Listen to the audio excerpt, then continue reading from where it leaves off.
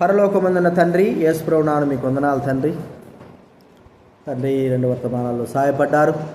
3వ వర్తమానంలో కూడా మీ కృప చూపించండి, కనికరించండి. స్తుతి ఘనత చెల్లిస్తూ యేసు నామమున ప్రార్థించి వేడుచున్నాము తండ్రి.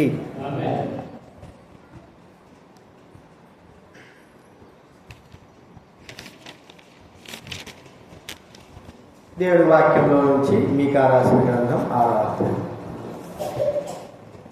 మీకా రాసిన గ్రంథం 6వ అధ్యాయం.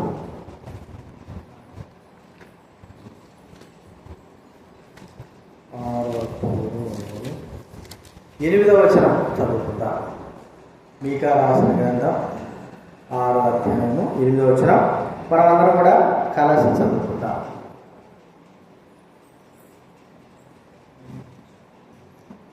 అందరూ కూడా చదువుకుందాం. మీకా రాసిన గ్రంథం 6వ అధ్యాయం 8వ వచనం. మనుషుడా, ఏది ఉత్తమమో అది నీకు తెలియబడి ఉన్నది.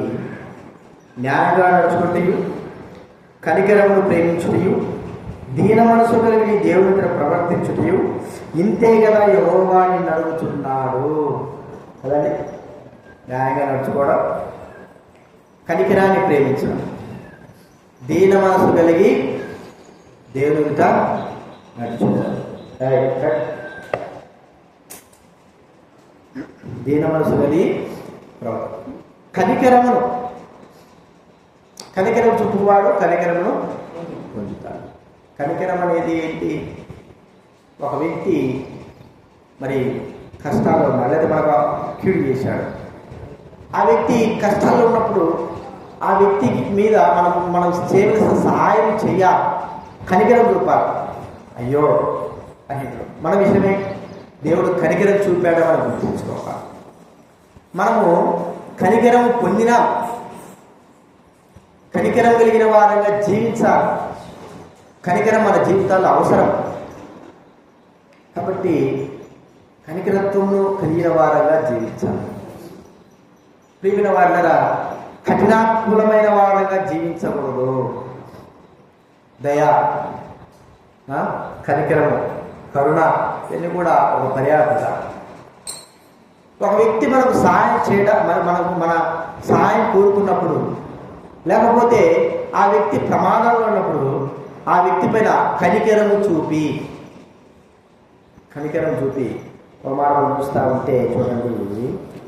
లూకా రాసిన సువార్త 10వ అధ్యాయం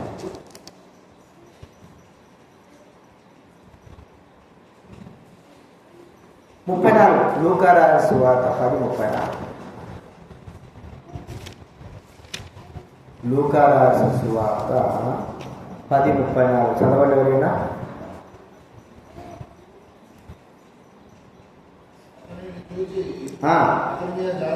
జాలిపడి పోసి ఎక్కించి ఓడగోల వారి ఇంటికి వచ్చి కనికరం, జాలిపడి కనికరము చూపి అని మనం చూస్తాం. ప్రియమైన వాళ్ళ కనికరత్వము మనకి ఎంతో అవసరం. ఒక్కోసారి మనము కనికరపడం, కఠినాత్మం అయిపోతూ ఉంటాం. అయ్యో అనేటువంటి మాట మనం ఉపయోగించుకోలేము. మనకు ఎవరైనా కనికరం చూపాలని ఆశిస్తాం, కానీ మనము ఇతరులకు ఎంతవరకు కనికరం కలిగిన వారంగా ప్రవర్తిస్తా ఉంటున్నాం. వారి విషయమై మనం ఎంత సహాయకరంగా ఉంటున్నాం. వారికి కనికరం చూపడానికి కొరకై కదండి ఆయన కరుణా వాత్సల్యత కలిగిన వాడు, కనికరం చూపిన వాడు. దేవుడు మానవులైన మనకు తన కనికరమును, కరుణను, జాలిని అనుగ్రహించిన వాడిని మనం చూస్తూ ఉంటున్నాం. మనం కూడా అలాగా ఇతరుల పట్ల కనికరము, జాలి, దయ కలిగిన వారంగా జీవించాలని దేవుడు మనకి ఇక్కడ చెప్తా ఉన్నామా? మనం మరి అపవాది వల్లే కఠినత్వం కలిగిన వారంగా ఉంటున్నామా? జాలి లేని వారంగా ఉంటున్నాం? యేసు ప్రభు మరి అన్యాయంగా యేసు ప్రభు వారిని సిలువ వేస్తూ ఉంటే ఎవరు కూడా కనికరం చూపలేకపోయినారు. అయ్యో ఈ వ్యక్తిని ఇంత మంచి కార్యాలు చేస్తే ఎందుకు చంపుతున్నారు, ఎందుకు మరి జాలి దయలేని వారుగా జీవించారు ప్రజలైన వారు. కనీసం కొంతైనా సరే కనికరం లేకుండా వారు ప్రవర్తించినట్లుగా మనం ఇక్కడ చూస్తూ ఉంటున్నాం. కాబట్టి ప్రియమైన వాళ్ళ కనికరము కలిగిన వాడు కనికరం తమ్ము పొందుతాడు, జాలి కలిగిన వాడు జాలి పొందుతాడు, దయ కలిగిన వాడు దయ పొందుతాడు. దేవుడి వాక్యంలో ఎంతోమంది కనికరం చూపారు. వారు మరి ఒక మాట మనం చెప్పుకోవాలంటే మెఫీబోషెతు గురించి చూస్తే కనికరం చూపాడు దావీదు.